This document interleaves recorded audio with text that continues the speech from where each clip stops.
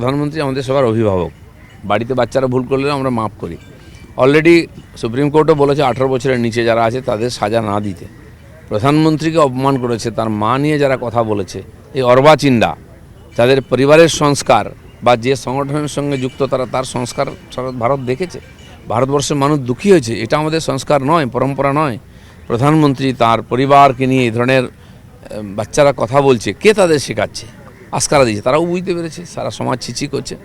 তো প্রধানমন্ত্রী অভিভাবক হিসাবে স্বাভাবিকভাবে তাদেরকে ক্ষমা করে দিয়েছেন। তোলাবাজি সংস্কৃতি এত সহজে উঠে যাবেন ভাবার কোনো কারণ নেই। পুলিশকেও বলা হয়েছে এরকম কমপ্লেন এলে তাদেরকে অ্যারেস্ট করা, ব্যবস্থা নেওয়া।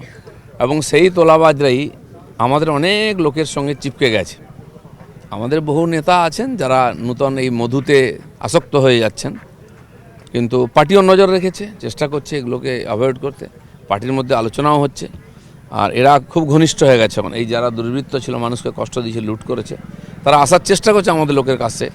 তো আমার মনে হয় যে বিজেপি নজর রেখেছে এবং মানুষ যে উদ্দেশ্য নিয়ে পরিবর্তন করছে সেটা যেন ভুলে না যাই আমরা। আমাদের প্রত্যেকের দায়িত্ব এইসব লোক থেকে দূরে থাকা এবং এদের অন্যায়ের বিচার করা। যত গরিব জেলা আছে সেখানে যত বড় বড় মাফিয়া আছে।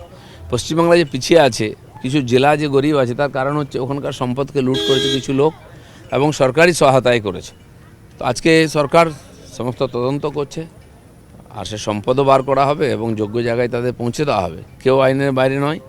ধীরে ধীরে সবার কাছে সরকার আইনের হাত পৌঁছবে। তসলিমা নাসরিন একজন বিশ্ববিখ্যাত বাংলার সাহিত্যিক।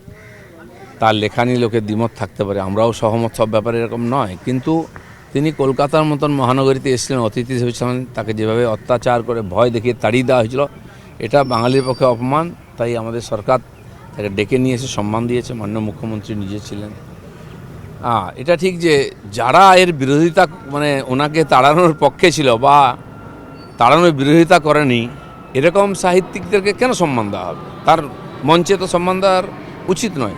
তাই জনতার থেকে স্বাভাবিকভাবে প্রতিবাদ এসেছে।